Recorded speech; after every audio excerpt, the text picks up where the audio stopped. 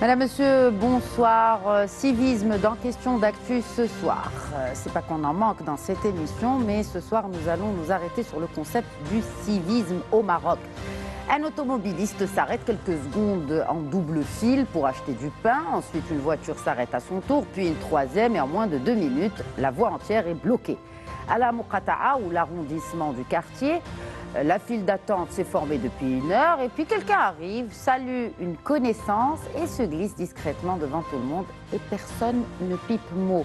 À part ces quelques regards qui se croisent et ces soupirs qui s'échappent pendant que la file continue d'avancer comme si de rien n'était. Ce genre de scène, nous l'avons tous vu, sûrement même vécu.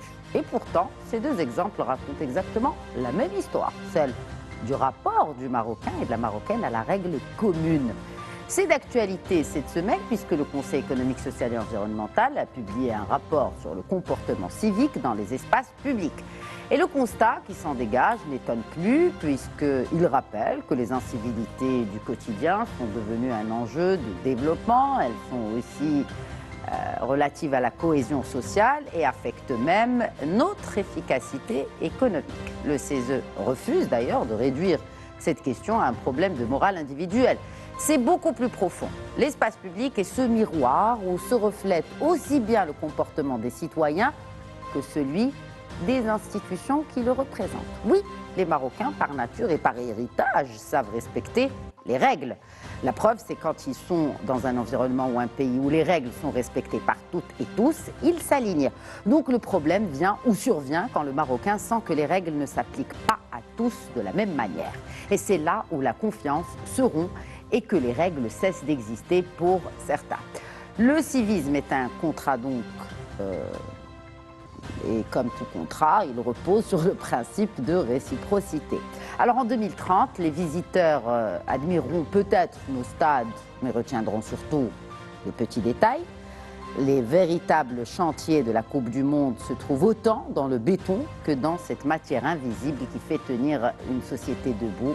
Vous l'aurez compris, il s'agit du civisme et c'est ce que nous allons débattre en compagnie de mes chers invités.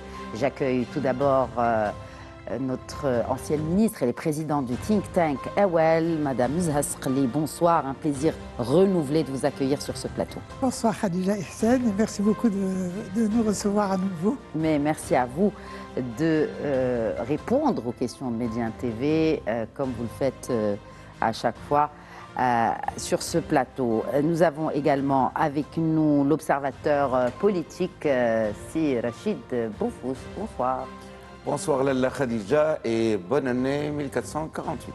Et bonne année à vous également et à toutes les Marocaines et les Marocains et à toute la Oumma Islamia aujourd'hui, donc cette nouvelle année de l'Hégire. Et on parle d'un sujet aussi qui fait partie des bases de notre religion musulmane. Merci pour vos vœux, c'est Rachid. Et avec nous aussi, pour représenter aussi la société civile et les membres du mouvement Les Citoyens, Zine Bcharat. Bonsoir et bienvenue à vous également. Bonsoir Lalla Khadija, le plaisir est pour moi. Marhaba bik. Première question, mesdames, monsieur, que retenez-vous de ce rapport? Rachid Boufous.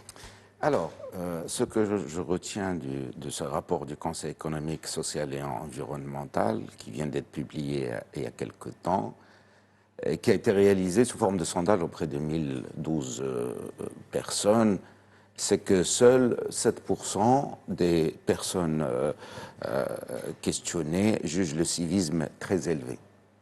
Ils estiment que 59% pense qu'il est en train de s'améliorer et les lieux les plus touchés sont la voie publique pour 67%, les transports pour 61%, les services publics pour 61%, les principales incivilités, quant à elles, concernent bien sûr la propreté et l'environnement pour 77%, la violence et l'irrespect pour 74%, c'est beaucoup, ça, et la route pour 40%. Comportement violent, 74%. Le problème, des gens sondés tout à fait, relèvent tout des à fait, comportements tout violents. À fait.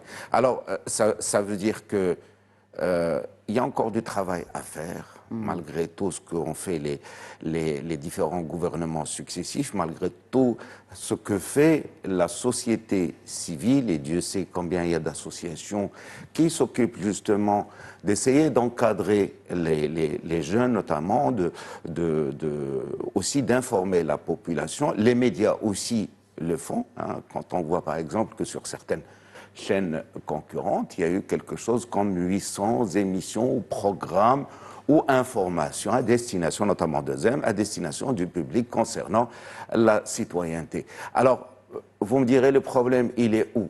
Le problème, il est certainement ailleurs, il n'est pas là sur ces constats qu'on ne cesse de faire, sur ces diagnostics dont Qu'est-ce que vous pensez de ce dernier diagnostic du CESE en particulier? C'est ce que nous discutons il a le mérite et l'intérêt d'exister. Encore faut-il le traduire en arabe et surtout le généraliser à travers... Il existe en arabe sur le site du CESE. Quand je veux dire le traduire en arabe, c'est-à-dire le généraliser et le diffuser, d'accord, oui, un peu partout, à travers les médias. Et là, les médias jouent un rôle pour que petit à petit, les idées qu'ils portent puissent entrer dans la tête des gens. Enfin, quelle est l'idée qui vous a le plus marqué dans ce rapport du Conseil économique, social et environnemental sur le civisme, Rachid Boufous? Écoutez, on revient... moi, je ferai une lecture un peu en biais parce que j'ai quand même, en lisant le rapport, et je l'ai lu quand même entièrement, c'est qu'on revient toujours dedans aux valeurs ancestrales du Maroc, aux valeurs religieuses, encore une fois, qui sont la matrice, qui sont le ciment de notre nation, avec la monarchie quand même. Et qu'on se pose quand même la question dans ce rapport, comment malgré ces valeurs ancestrales, on n'y arrive toujours pas. Donc c'est là où il faut aller chercher d'autres facteurs, d'autres choses. Peut-être que c'est aussi un rapport, quand on travaille sur la citoyenneté, quand on questionne ce concept, il n'y a pas simplement, on ne doit pas simplement demander aux citoyens d'être vertueux, d'accepter les règles générales, de respecter autrui, etc., quand de l'autre côté, les gouvernants, les gens qui ont le pouvoir, ne respectent pas eux-mêmes le peuple et la population. Donc c'est un contrat qui doit lier ces deux entités, gouvernants et gouvernés, pour qu'on puisse arriver à une véritable citoyenneté. Quand on fait un benchmark dans le monde entier, dans les autres pays, notamment certains pays européens du Nord, cette confiance existe entre le citoyen et l'État parce qu'il y a quand même des choses, les gens donnent des choses et ils reçoivent en contrepartie d'autres choses conséquentes, donc ils se sentent en sécurité. C'est ce sentiment de sécurité qui permet aux gens justement de s'insérer dans une démarche citoyenne. Donc c'est là où peut-être nous manquons encore de travail pour pas simplement sensibiliser la population, mais sensibiliser surtout les gouvernants, surtout les élus, qu'ils ont une part importante dans ce travail à faire pour d'abord respecter les citoyens, pour avoir en retour le respect des citoyens envers toutes ces valeurs de citoyenneté. Donc le constat principal du Conseil économique, social et environnemental, c'est la dégradation du comportement civique dans les espaces publics. Quelle est l'idée qui, pour vous, est centrale dans ce rapport du Conseil sur le civisme dans notre pays? Bon, je crois que ce rapport a le mérite d'exister, effectivement, et le mérite de nous permettre d'ouvrir un débat sur ce que c'est le vivre ensemble. Et pour parler du vivre ensemble, il faut qu'on énonce qu'est-ce que nous sommes, quelle est notre diversité, qu'on énonce les problèmes et qu'on fasse débattre sur ces problèmes. Parce que, bon, si ce rapport a le mérite d'avoir énoncé un certain nombre de valeurs et de principes qui doivent gérer, disons, qui doivent nous régir et sur un certain nombre de constats négatifs sur la société et qu'il ambitionne de nous faire construire un projet ensemble, il faudrait encore qu'on fasse l'inventaire réel des problèmes qui se posent. Et pour moi, force est de constater qu'en tout cas, il y a un angle mort. L'angle mort, c'est celui de n'avoir pas déterminé la question du genre. C'est que nous sommes aussi des femmes et des hommes qui sommes appelés à vivre ensemble. Or, l'espace public pour les hommes n'est pas le même que l'espace public pour les femmes. Bien vu. Et donc les femmes, nous subissons du harcèlement sexuel, du manque de sécurité, le nombre de pickpockets avec les sacs des femmes est effarant parce qu'on estime que l'argent des femmes n'est pas légitime. Le harcèlement sexuel sur les femmes est monnaie courante parce qu'on estime qu'elles n'ont rien à faire dehors, etc. Enfin, je dis ça en précisant en tout cas qu'il y a eu des progrès. Je ne vais pas nier les progrès. Les progrès se sont manifestés à travers les chiffres du HCP entre l'enquête nationale sur la violence dans l'espace public en 2009 et en 2019. Il y a une amélioration de l'acceptation des femmes dans l'espace public, mais il y a encore beaucoup de problèmes. Et il aurait été bon de préciser que l'espace public, il est fait pour tout le monde. Il est fait pour les personnes âgées et les personnes en situation de handicap qui ont du mal aussi à accéder à cet espace public, pour les enfants, mais aussi les jeunes qui ont besoin de faire du bruit et les personnes plus âgées qui ont besoin de calme. Entre ceux qui circulent à vélo, à moto, en voiture, ceux qui vont maintenant sur les trottinettes électriques et qui roulent sur des trottoirs comme s'ils roulaient dans une piste de course, alors qu'il y a des enfants qui jouent à côté, qu'il y a des femmes, des personnes âgées, enfin, etc., qui marchent. Moi, je fais de la marche tous les jours. Alors, j'ai longuement le temps de regarder ce qui se passe et de voir ce qu'il faudrait. Eh bien, je crois qu'on a besoin de mettre tout sur la table et de débattre. Sans lassitude, il faut en parler et en reparler et en reparler parce que les générations montent. Et si on a parlé aujourd'hui, ben dans 3 ans, il y aura des jeunes qui ne nous auront pas entendus et il faut sans cesse avoir l'ambition d'éduquer, de former, de débattre sur la question du vivre ensemble et d'accepter qu'on n'est pas tout seul dans l'espace public. Mais quand ce jeune ou quand ce citoyen tout court cesse de croire que sa voix compte, on en parlait avant le début de cette émission, notamment des élections, que devient son rapport à la règle commune? Quand lui, sa voix individuelle, pour lui, elle ne compte pas. Zine Chabat, vous représentez ce mouvement, les citoyens, donc la société civile. Qu'est-ce que vous pensez de cette question?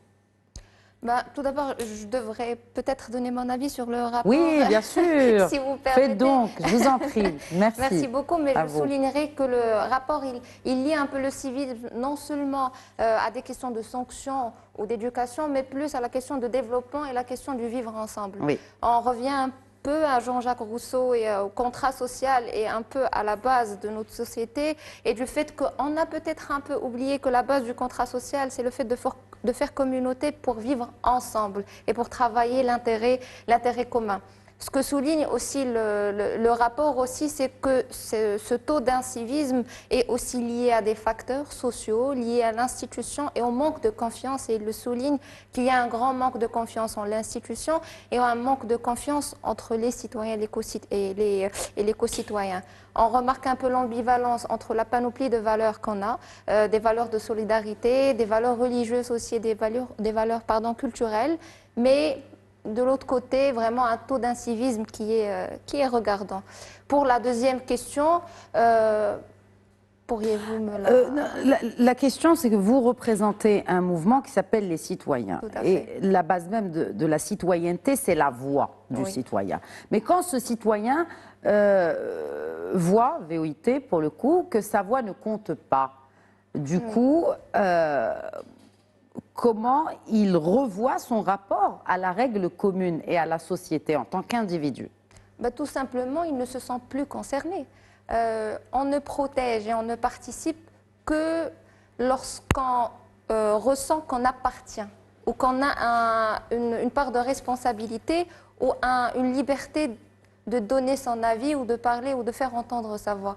Et donc le jeune aujourd'hui, et je me permets de le dire, il ne se sent pas très inclus dans la décision publique et pas très inclus dans tout ce qui concerne l'espace public. Je ne suis pas concernée par les décisions, je ne fais pas partie des acteurs qui prennent des décisions et donc automatiquement je me sens inclus, exclu, pardon, oui, bien sûr. Et donc je ne veux rien entendre de ce qui se passe. Moi, je parle pas, je ne suis pas convaincue de cette idée-là, mais j'essaie un peu de porter la voix de... Mais est-ce que cela justifie la défiance envers tout? Non, bien sûr que non. Bien sûr que non, bien sûr que non. Mais la frontière, elle est très fine. Vous en conviendrez. C'est un cercle vicieux, en fait. C'est un cercle vicieux. Pour changer, si on n'est pas d'accord, il faut participer. Oui. Mais pour participer, il faut accepter que le changement prend un temps. Un temps peut-être que les jeunes ne sont pas prêts à prendre ou un changement qu'ils ne sont pas prêts à attendre. Mais il faut vraiment être convaincu que la participation pas nécessairement politique, mais la participation dans tous ces types et ces formats peut aider à ce petit changement qui peut de petit à petit devenir un grand changement. Au niveau des citoyens, on travaille beaucoup avec les jeunes et on ressent vraiment de plus près cette méfiance des institutions et cette méfiance de l'espace public. Et c'est ce que nous essayons, en fait, à travers nos activités, à travers nos formations, c'est de comprendre, de deux, de les aider à voir différemment la chose et de voir autrement leur participation et leur appartenance à l'espace public. Et donc, mais en parlant d'appartenance, on l'a vu pendant la Coupe d'Afrique des Nations, que le Maroc a accueilli brillamment, hein, sur tous les niveaux, à tous les niveaux, pardon. On a vu un comportement impeccable des Marocaines et des Marocains. On l'a vu aussi quand les supporters se déplacent pour soutenir l'équipe nationale, que ce soit au Qatar ou aux États-Unis, leur comportement civique n'a rien à envier à celui des Occidentaux, sans généraliser, hein, bien évidemment, mais en tout cas, où les Asiatiques, ils respectent les règles, ils respectent la file d'attente, ils respectent l'espace qui leur est dédié, ils ne cassent pas. Pourquoi on ne le voit pas quand il y a un derby? Pourquoi on ne voit pas le même comportement quand il y a un derby à Casablanca? La question est ouverte à vous tous. Hein. Oui, Zine. J'ai peur de dire que c'est un peu le concept d'avoir des invités à la maison. Je suis désolée de donner un exemple aussi banal, mais quand on a des invités à la maison, les enfants ne se comportent pas de la même façon quand ils sont juste avec leurs parents ou entre eux. Et j'ai peur de croire que c'est un peu la même chose. C'est vrai que le foot et tout sport confondu permet à un taux d'adrénaline vraiment de donner à tous âges confondus cette appartenance aux couleurs des pays et de voir le drapeau, l'hymne national nous fait pleurer. Donc c'est ce qui réunit. C'est ce qui réunit, bien sûr que c'est ce qui réunit. Et donc je pense que c'est un peu ça, c'est le fait d'être entre nous et d'être avec l'autre qui fait un peu la différence. C'est intéressant, hein, cette comparaison avec les enfants, parce que est-ce qu'on n'est pas en train de parentaliser le citoyen marocain, Zasrli? Bien, en tout cas, ce que je sais, c'est que la présence des femmes à leur côté leur permet d'adoucir les mœurs. Regardez nos joueurs. Pourquoi je n'aurais pas trouvé l'État marocain a choisi d'envoyer les mères avec les joueurs? Oui. Parce que quand les mères elles sont là, ils sont plus calmes, ils sont plus tranquilles. Ils ne vont pas aller faire des folies, des bêtises, passer la nuit blanche et venir le lendemain jouer, etc. Dans les stades également, moi je veux dire que la voie, c'est une voie royale pour établir un certain calme, un certain vivre ensemble, c'est d'ouvrir les stades à une diversité, à la famille. C'est-à-dire que ça devienne un lieu d'activité familiale dans lequel il y a les enfants, il y a les mamans, il y a les personnes âgées. Et ça devrait être un droit aussi pour toutes ces catégories sociales, ces composantes sociales, de pouvoir aussi participer au spectacle sportif. Mais pourquoi on ne considère pas le pays comme quand on dit mère patrie, parentaliser pour parentaliser, au lieu que ce soit effectivement le parent physique, mais considérer que l'État, que le pays, en tout cas à la patrie à laquelle nous appartenons, est effectivement cette figure maternelle.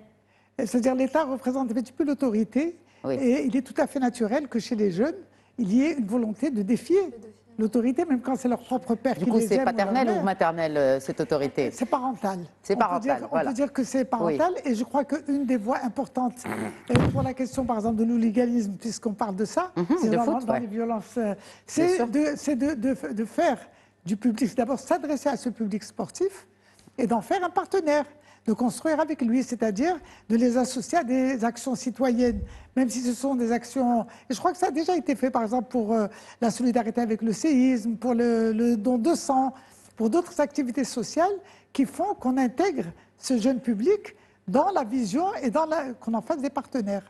Et aussi qu'on n'ait pas uniquement l'approche répressive de dire, bon, la police sera là, elle sera ferme, elle va attraper ceux qui font des bêtises, et tout ça, c'est une approche... disons, disciplinaire ou répressive qui peut avoir du sens, mais à condition qu'on ait fait tout ce travail de sensibilisation qui ne peut pas être en direct, juste le micro de la fédération sportive au public. Ça doit être des actions qui intègrent les jeunes et qui en font aussi des partenaires pour le calme ou pour la paix dans les slides. Et je veux dire une dernière chose, c'est qu'à la veille ou à quelques temps de la Coupe du Monde de 2030, il serait bon de commencer dès maintenant à construire ce partenariat pour faire de notre jeunesse des alliés du progrès, de l'image, de la solidarité en fait, du Maroc, plutôt que d'en faire l'image d'un public indiscipliné qui crée le... Au-delà de l'image, c'est aussi le fonctionnement de la société qui est en jeu. Tout à fait. Et là, c'est intéressant parce que vous avez parlé de la sanction. Il y a un benchmark très facile. Hein, si on pouvait peut-être prendre quelques exemples. Si on prend l'exemple de Singapour, c'est le modèle le plus net sur l'articulation de la réponse, à savoir sanction, réparation. On a les infractions de propreté, par exemple, peuvent donner lieu à des amendes, mais aussi à des corrective work orders, obligeant les contrevenants à nettoyer des espaces publics jusqu'à 12 heures. Et l'intérêt peut-être aussi pour le Maroc, c'est que la sanction n'est pas seulement punitive, elle rend visible le coût social de l'incivilité. La France aussi est un exemple, Rachid Boufous, parce qu'il y a un dispositif qui s'adresse aux jeunes. L'État indique que plus de 875 000 jeunes y ont participé depuis 2010. Mais là, on le voit, par exemple, le Conseil économique, social et environnemental fait quelques propositions qui sont plutôt intéressantes. L'approche participative impliquant l'État, les collectivités, vous en avez parlé tout à l'heure, société civile et secteur privé. Comment? Tout ça, c'est des bien bons mots. Hein. C'est l'apanage de ces rapports un peu, je ne dirais pas vaseux, mais bon, qui font beaucoup de recommandations et peu de transformation, de restitution dans la réalité sur le terrain. Par qui? Par ceux qui font ce constat. Aujourd'hui, le Conseil économique et social, ok, très bien, il a fait ce rapport. Il est à destination de qui? Comment ils vont mettre, hein, qu'ils m'expliquent comment ils vont mettre en pratique, en place ces recommandations. Donc, ils ne donnent pas la solution. Mais ils disent qu'il faut lancer un projet national du civisme. Oui, vous l'avez lu, projet national intégré de promotion du civisme. Projet national, c'est la recommandation phare du CESE. Convention nationale, assise nationale et tout est national, et ça ne mène nulle part. Encore une fois, je vais vous dire, truc très simple. Moi, je réfléchis beaucoup sur ces questions depuis 25 ans. D'où votre présence sur ce plateau, Rachid Boufous. Je travaille justement sur ces problématiques urbaines liées à l'urbanisme et la citoyenneté, au fait, l'utilisation de l'espace public, comment il est aujourd'hui utilisé. Ce qu'il faut savoir que l'espace public aujourd'hui au Maroc, il est bien sûr à la base partagé, mais il est surtout subi par les femmes, par exemple, ou je vais vous donner un chiffre très simple, c'est les chiffres du HCP, ce pas les miens. Sur les 60% de femmes actives au Maroc sont des piétonnes. Elles marchent dans cet espace public. Et ce sont ces mêmes femmes qui, de l'ordre de 1,7 million de femmes, ont déjà déclaré qu'elles avaient subi des harcèlements de toute forme. Harcèlement verbal, harcèlement physique, etc., dans cet espace public. Donc nous avons un vrai problème dans cet espace public. Ce qu'a fait Sa Majesté en 2000, et j'y ai assisté en personne, c'est qu'il avait lancé un vaste programme de mise à niveau urbaine. Si vous vous souvenez des villes marocaines, il y a 25-26 ans, et maintenant, ça n'a plus rien à voir. C'est un changement global, ne serait-ce que dans les centres urbains qui ont été mis à un niveau, qui ont été élevés à un niveau supérieur. Après, il y a eu le programme du transport de masse, notamment avec l'instauration des tramways, l'instauration des bus à haut niveau de service. Et aussi, on a vu que petit à petit, quand l'État met en place ce que j'appellerais entre parenthèses le beau, les gens ont tendance à le respecter. Regardez, le tramway, il n'y a pas de dégradation. Pourquoi? Parce qu'on y a tout simplement mis des caméras et des policiers en civil qui circulent dans les rames. Est-ce que c'est le beau ou c'est le bâton? Les deux.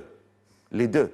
Sur l'espace public, et vous le voyez à Rabat, à Casablanca et dans d'autres grandes villes, le système de plantation, etc., ça donne de la sécurité aux gens. Le système de généralisation de l'éclairage public donne aussi de la sécurité, notamment aux femmes. Et ce qui fait que les gens, aujourd'hui, ne dégradent ni l'espace public, c'est-à-dire les jardins, les pelouses. Bien au contraire, ils se retrouvent tous en famille, tous les soirs, vous n'avez qu'à aller sur la corniche de Rabat, où vous allez voir les femmes avec leurs enfants, etc., sur les pelouses en train de contempler le coucher de soleil, et ça se passe très bien, il n'y a aucune dégradation, même les enfants jettent eux-mêmes les ordures dans les... Donc, maintenant, il y a ça. Et à côté de cela, il y a un constat général. On dit souvent que la citoyenneté doit être apprise, enseignée, inculquée à l'école. Très bien. Il n'y a pas de problème. Moi-même, quand j'étais jeune, à l'école publique marocaine, on avait un cours qui s'appelait l'éducation civique. D'accord? Très bien, on l'a remplacé Ensuite, petit à petit par l'éducation nationale. On l'a remplacé par l'éducation islamique, pas de problème. Non, pas islamique, l'éducation nationale, Tarbiya al-Wataniya. C'est ça, l'éducation civique, c'est ce qu'on appelait l'éducation civique. Oui. C'est ça. On avait un cours d'éducation civique et un cours d'éducation islamique. C'est très bien de faire comprendre d'abord les valeurs de la religion, mais aussi les valeurs qui font que nous vivons ensemble, se vivre ensemble, dont vous avez appelé le tout à l'heure. Mais dans la tête d'un gamin qui va à l'école, et là je vais vous citer les chiffres du Conseil supérieur de l'éducation et formation, rapport 2024, le raccordement des écoles au système d'assainissement. Il n'y a aujourd'hui au Maroc que 35,4% d'écoles qui sont raccordées au système d'assainissement, les collèges c'est 50,6%, les lycées 59,3%. Alors quand vous envoyez votre petite fille ou votre petit garçon à l'école, et qu'il ne peut pas aller aux toilettes. Imaginez, donc ça veut dire, qu'est-ce qu'il va se dire dans sa tête? On ne s'occupe pas de moi. D'accord? Et petit à petit, des choses, bien sûr, quand il voit que des choses aussi simples, que les toilettes d'une école ne sont pas raccordées, ne sont pas entretenues, il n'y a pas d'eau courante, bah, on peut imaginer qu'il puisse y avoir des comportements, pas violents, mais des comportements de dégradation ou de franchise par rapport à la force générale, c'est-à-dire à l'autorité du professeur, c'est-à-dire une défiance par rapport à toute autorité, y compris par rapport à l'autorité parentale. Encore une fois, et là je reviens à mon métier d'urbaniste, quand on fait des logements sociaux à 50, 56 mètres carrés, quand on fait, c'est des petits logements où on favorise la promiscuité, on favorise les violences tout de suite. D'accord? Au lieu de construire des logements beaucoup plus vastes. C'est normal que quand on se retrouve dans une famille nombreuse, dans un petit logement, ben les gamins, ils restent jusqu'à très tard dans la rue. Et moi, j'estime qu'un gamin n'a rien à faire quand il est mineur dans la rue après 20 heures. Donc, on peut installer des choses, d'accord, pour corriger. Mais d'abord, corrigeons les basiques. Allons d'abord à l'école, corrigeant ne serait-ce que les robinets, les toilettes, etc. Et après, enseigner le civisme. C'est là où je vous disais tout à l'heure que le citoyen, d'accord, ce gamin est un citoyen en devenir, d'accord. Il faut aussi que l'État le respecte. Très bien. D'accord. Oui. C'est par là que ça commence. Respectons d'abord les citoyens. Quand on leur offre le beau, quand on leur offre, on fait des investissements importants, quand on fait des stades très, très intéressants, quand on fait ce transport de masse qui est magnifique, bah forcément les gens, ils changent de comportement, ils respectent ce qu'on leur donne comme beau. Est-ce que c'est le cadre aussi, Madame Zahasrli, est-ce que c'est le cadre aussi qui fait que le civisme est adopté par le citoyen? C'est un cercle vertueux, on devrait commencer par quoi exactement? Et que pensez-vous de cette charte nationale, ou ce projet national du civisme avec cette charte nationale proposée par cette feuille de route du Conseil économique, social et environnemental, avec la mise en place aussi, c'est l'une des recommandations, d'un observatoire national du comportement civique et un suivi annuel de celui-ci? Écoutez, d'abord, je reviens puisqu'on parle du rapport. Oui. Le rapport, il a parlé des valeurs, des fondements du comportement civique. Oui. Et disons, en parlant de les valeurs religieuses, sociales, culture, du vivre ensemble, etc. Oui. Mais il n'a pas parlé des valeurs de la liberté, de l'égalité, des droits humains.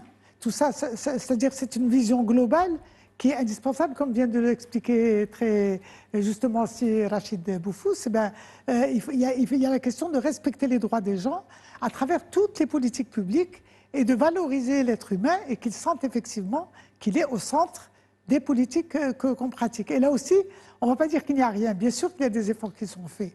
C'est évident, mais il y a beaucoup de manques encore.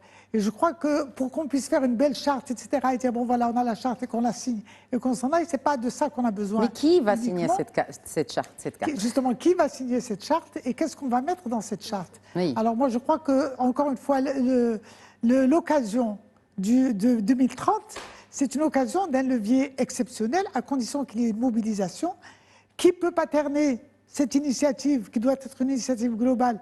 On pourrait faire des propositions, on pourrait dire que c'est le ministère de la Jeunesse ou le ministère de l'Insertion sociale, etc., ou un des autres, ou un ensemble de ministères à travers un plan qui serait élaboré.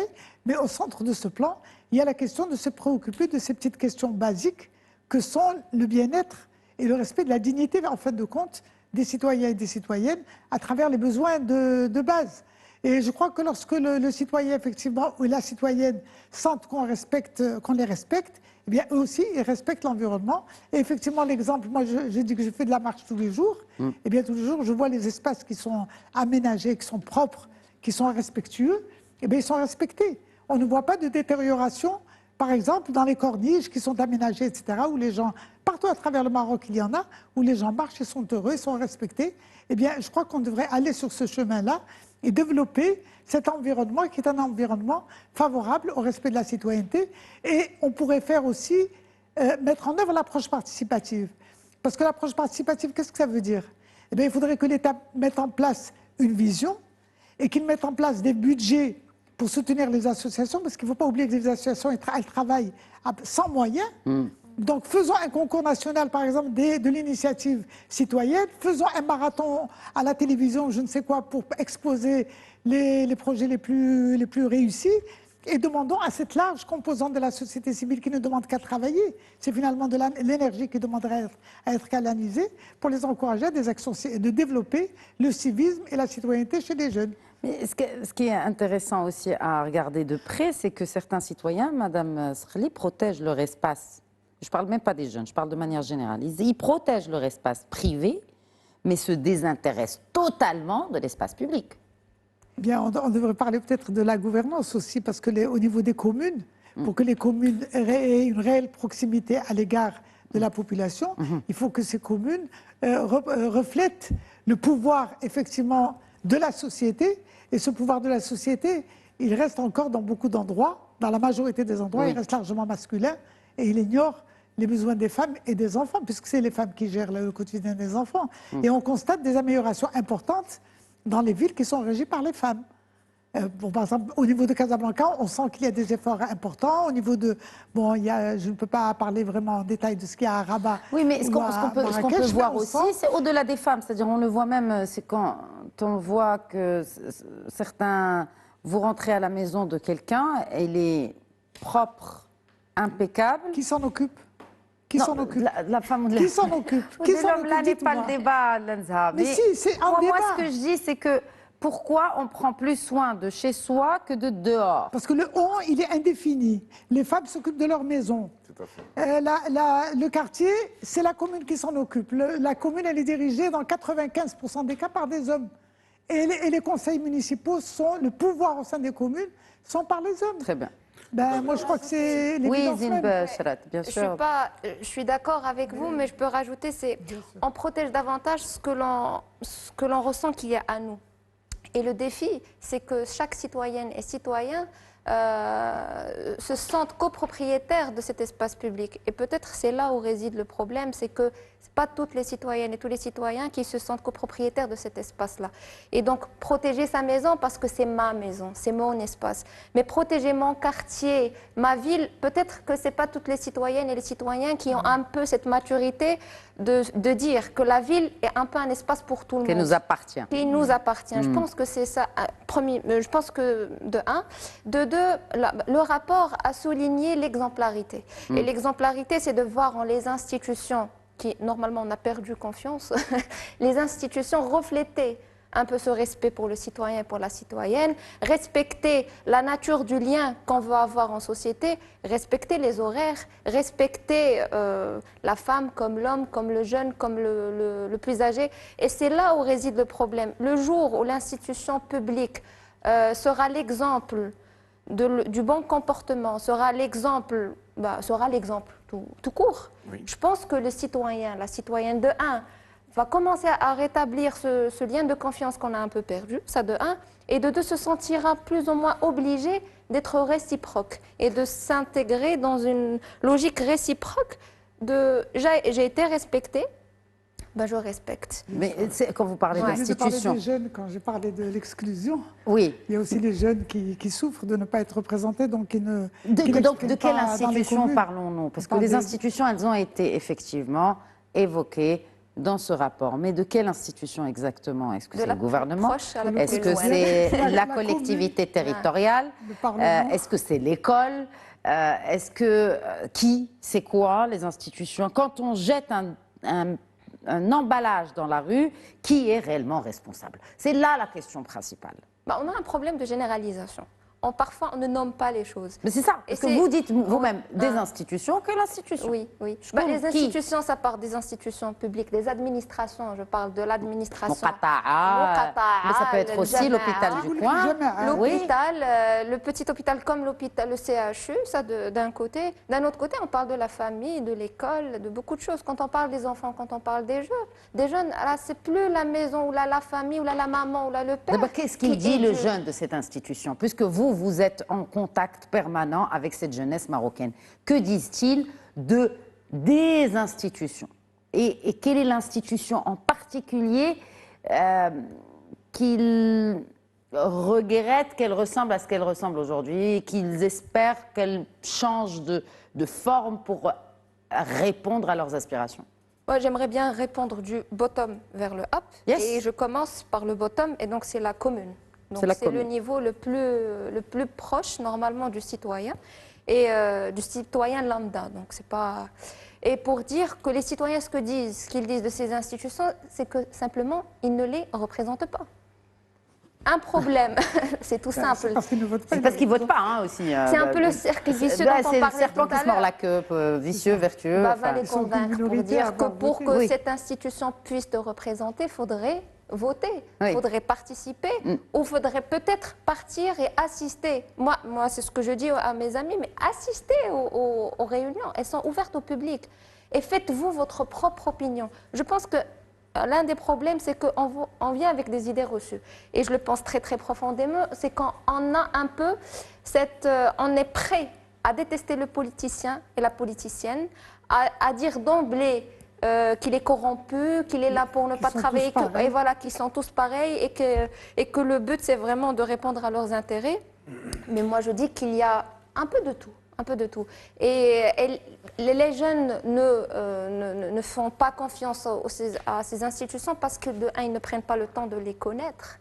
Et de deux, je pense qu'ils s'inscrivent dans une distance qui ne leur permet pas de se faire leur propre avis. C'est très politique ce que vous dites. Donc il n'y a que la politique au final qui détache le citoyen du civisme. Enfin, tout est politique.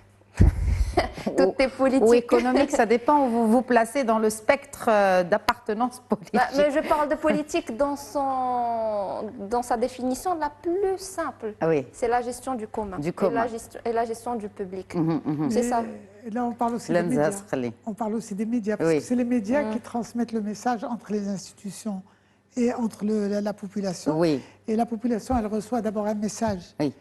qui ne parle pas son langage, Oui. parce que ne serait-ce que dans la langue, les politiciens s'expriment en général en arabe classique, Oui. et la population, ça ne les touche pas, ils ne comprennent pas. Il y a beaucoup et en fin de compte, ça les désintéresse.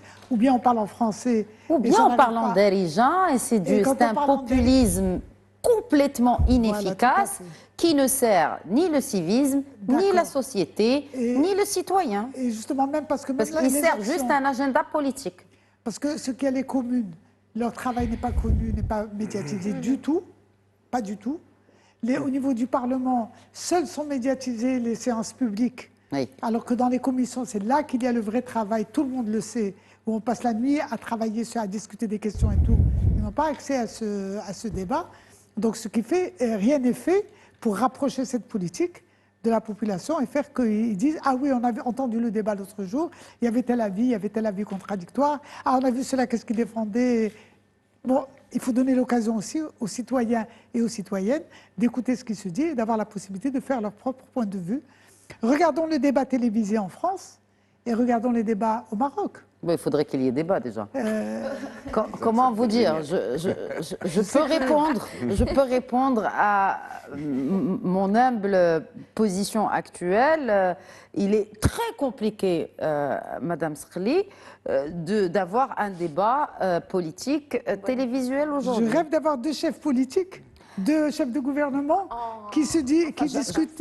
J'en rêve aussi, hein, mais on va dire que, en tout cas pour cette législature, c'est un peu plus compliqué. Mais quelle est aujourd'hui la plus grande menace? Puisqu'il n'y a pas de débat, mais quelle est la plus grande menace pour le vivre ensemble au Maroc? Alors, le problème de ce vivre ensemble, qui a toujours existé au Maroc, on nous a toujours envié ce vivre ensemble parce qu'encore une fois, de par la situation, de par l'histoire de ce pays qu'est le Maroc, c'est vraiment, il est la résultante de beaucoup de migrations, de beaucoup de mélanges, de gens qui sont venus de partout et qui ont accepté de vivre ensemble pour fabriquer cette magnifique civilisation. Donc le risque, c'est quoi? C'est qu'avec cette modernité, aujourd'hui, tout azimut, qui est en train de nous manger de partout, elle nous éloigne de nos valeurs ancestrales, mais aussi de nos valeurs religieuses, des valeurs du vivre ensemble que nous avons bâti pendant des dizaines et des dizaines de siècles, vers vraiment un égoïsme, vers un anonymat qui va justement accentuer ces problèmes de... Est-ce que c'est un anonymat ou une uniformisation? Alors, je vais vous expliquer les choses totalement... Si vous avez vécu dans une médina où on vous a raconté, enfin, avec vos parents, etc., qui ont vécu dans la médina, tout le monde connaissait tout le monde. D'accord? Il n'y avait quasiment pas d'incivilité, parce qu'on savait qui était fils de qui. Mais tout le monde éduquait le fils de tout le monde. Très bien. Ou la fille de tout le monde. Il y a ça aussi. C'est ça que je dis qu'il n'y avait pas d'anonymat dans la Médina. Regardez dans le monde rural, il y a très peu d'incivilité et d'incivisme, parce que tout le monde connaît tout le monde. Qu'est-ce qui pose le problème? C'est l'urbanité, c'est la ville. La ville, quand je parle de la ville moderne, je ne parle pas de la Médina, qui est aussi une ville extraordinairement démocratique. La ville moderne que nous avons héritée du protectorat a accentué l'anonymat. Plus personne ne connaît personne dans la ville, même dans sa rue. Vous pouvez habiter à côté d'un voisin. Jamais il ne vous invitera chez vous, chez lui, et jamais vous verrez même son chez soi, alors que dans la Médina, on s'invitait, quand il y avait des mariages, on les fêtait ensemble, quand il y avait des funérailles, on partageait les chambres, etc. Et c'est pour ça que je dis encore une fois, les valeurs ancestrales que nous avons bâties dans ce pays. Moi, je vous renvoie à un livre extraordinaire qui a été écrit il y a 900 ans par un historien marocain qui s'appelle Ibn Abdoun, qui parlait de la ville de Séville. Et ce livre, vous pouvez le télécharger sur Internet, il existe en français, il a été traduit par Évariste de Lévy-Provençal. Et qu'est-ce qu'il parlait de cette ville il y a 900 ans? Il y avait déjà, c'est-à-dire, il disait que les Médinins ne connaissaient pas de citoyenneté au sens moderne, mais elles pratiquaient un civisme au quotidien et fondé sur la proximité, la responsabilité et le respect du bien commun. C'est ça le plus important. Et ça, il y a 900 ans déjà, c'était courant au Maroc, c'était courant en Andalousie, et petit à petit, avec cette modernité que nous avons héritée, comme je vous ai dit, au Donc la plus grande menace pour vous, pour répondre à ma question, la plus grande menace, c'est la modernité? Pas la modernité. La modernité est importante pour le développement de l'être humain parce qu'elle apporte des choses... la plus grande menace, répondez à ma question, Rachid Bouffouz. La plus grande Selon menace, vous, la plus grande menace pour le vivre ensemble. Qu'on se parle de moins en moins. Dans une nation, on se parlait tout le temps ensemble. C'est qu'on ne connaît même plus notre voisin, notre proche, et on nous inculque par des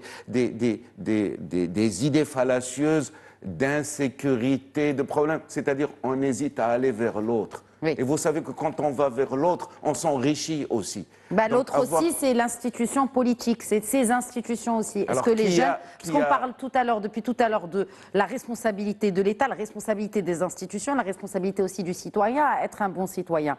Et je vais finir, il me reste 5 minutes, on vient de m'en informer.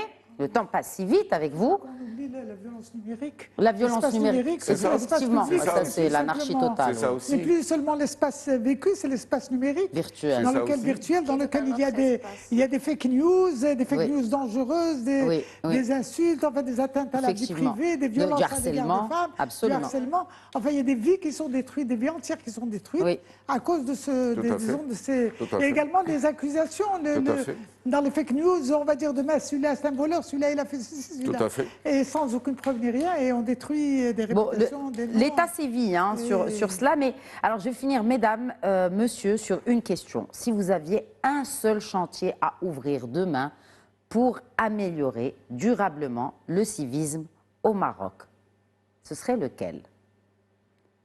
Zim Charat. Vous avez 4 heures pour répondre à cette... Un chantier. Bon, moi, je vais dire c'est l'éducation. C'est L'éducation. l'éducation dès le primaire, dès le plus petit âge, avec des travaux pratiques pour montrer le civisme, qu'on nettoie la salle. La salle de classe ensemble. À la japonaise. À la japonaise, voilà. Oui. L'éducation à la japonaise, c'est une décision qui s'est prise un jour.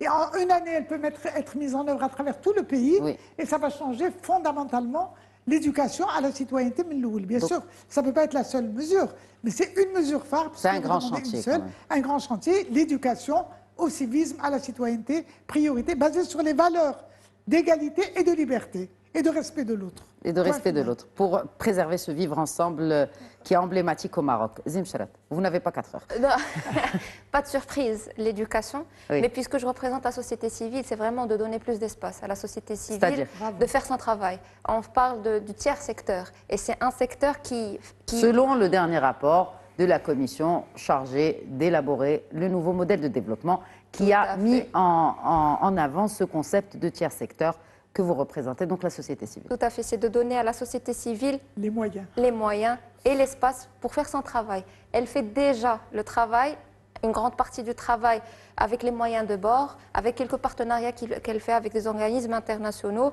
mais j'aimerais bien voir une société civile autonome, indépendante, qui va être partenaire de l'État pour plus ou moins travailler sur le chantier d'éducation, sur l'urbanisme, sur la santé, sur beaucoup d'autres chantiers. Donc je pense que donner plus d'espace aux organismes de la société civile est l'une des clés pour pouvoir peut-être trouver des solutions pour d'autres chantiers. Trouver des solutions marocaines, parce que Marocaines, on va dire que le financement n'est jamais issu innocent. du terrain. issu Là, du terrain. oui, mais Ouais. quand le financement est marocain, les solutions sont marocaines. Je ferme la Et parenthèse. sans condition.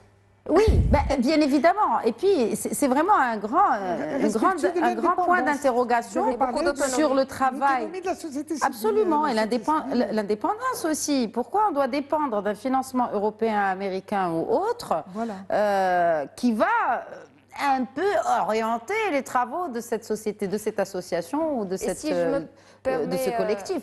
Si C'est je un me permets peu de rajouter, normal. c'est aussi de pouvoir régulariser le travail Très bien. des sociétés, des organismes de la société civile. Parce que ce sont des sociétés au final. Il y a Pas des toutes. budgets à gérer, etc. Pas toutes. C'est Rachid.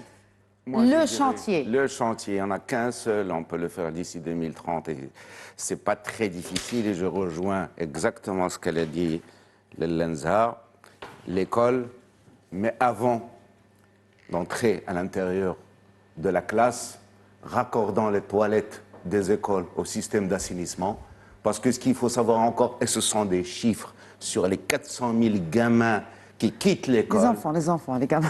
les gamins, les écoles, bon, je ne dirais pas, une grande majorité, surtout les filles, quittent l'école parce qu'il n'y a pas de toilettes en marche à l'école. Vous vous imaginez, moi j'ai travaillé à Hussima dans le rural, on a construit une dizaine de dar taliba, de petites, c'est-à-dire de petits internats pour jeunes filles. Vous ne pouvez pas imaginer le succès scolaire qui est venu après parce qu'il y avait un problème justement de ça, de raccordement de toilettes des écoles et de sécurisation enfin, des parcours scolaires.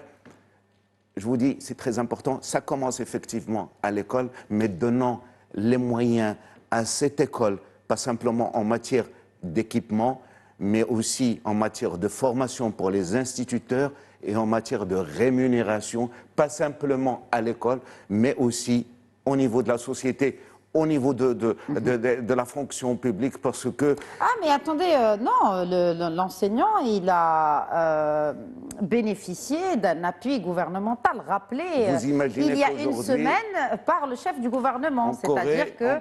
En Corée, le salaire d'un instituteur est le plus élevé de la fonction publique. Si vous voulez enlever la corruption, il faut payer les gens convenablement. Selon le chef du gouvernement, maintenant, aujourd'hui, l'instituteur est la troisième fonction la plus demandée après ingénieur et Très médecin. bien. Alors d'abord, il faut... Tellement c'est bien payé. Alors, selon okay, Aziz Akhnouch, c'est très pas moi bien. qui le dis. Maintenant, s'il dit ça, ben, qu'il raccorde les toilettes des écoles au réseau d'assainissement. Voilà. Merci. Voilà. C'est très la important. fin de sa législature. C'est Encore ça une le fois. vrai chantier des années à venir. Merci, Voilà. entre autres, Rachid Boufous. Merci. J'estime que c'est les le plus violences à important. l'égard des femmes et le harcèlement sexuel Exactement. dans les lieux de travail, Ouais, bah dans les oui. lieux d'éducation, y compris dans les facultés Exact. et dans Ils l'espace n'ont plus lieu public, d'être, pour que bien les sûr. femmes puissent aller travailler tranquillement Oui. et qu'elles puissent aller étudier sans Tout à fait. abandonner l'école à cause Tout à fait. du harcèlement sexuel et du viol. Oui.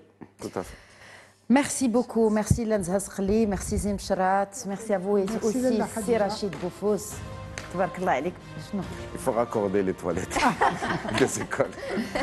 Merci à vous de nous avoir suivis. Voilà, c'était cet épisode de questions d'actu que nous avons consacré au civisme et qui a fait l'objet, donc cette thématique, d'un rapport du Conseil économique, social et environnemental. C'est la fin de cet épisode. Merci de nous avoir suivis. Très bonne soirée à tous.